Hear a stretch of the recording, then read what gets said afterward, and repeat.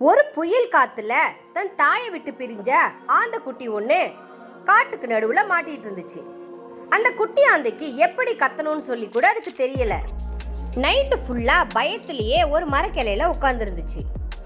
கொஞ்ச நேரம் கழிச்சு வெட்டுக்கிளி வந்து சத்தம் போட்டுச்சு. அந்த வெட்டுக்கிளி போடுற சத்தத்தை கேட்டு உடனே இந்த ஆந்த குஞ்சும் குவாக் குவாக்குன்னு கத்த ஆரம்பிச்சிச்சு. கொஞ்ச நேரம் கழிச்சு தவளை வந்துச்சு. அந்த தவளை போடுற சத்தத்தையும் ஆந்த குஞ்சு கவனிச்சு தவளை எப்படி சத்தம் போடுதோ அதே மாதிரி திரும்பவும் சத்தம் போட ட்ரை பண்ணுச்சு. கடைசியா காட்டு பூனை ஒண்ணு அந்த ஆந்த குஞ்சு பக்கத்துல வந்து கத்த ஆரம்பிச்சுது. 3 சத்தத்தையும் கேட்ட அந்த ஆந்த குஞ்சு வித்தியாசமான குரல்ல சத்தம் எழுப்புச்சு.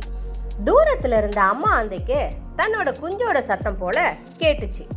அடுத்த செகண்டே அந்த சத்தம் எங்க கேக்குதுன்னு சொல்லி பறந்து வர ஆரம்பிச்சுது.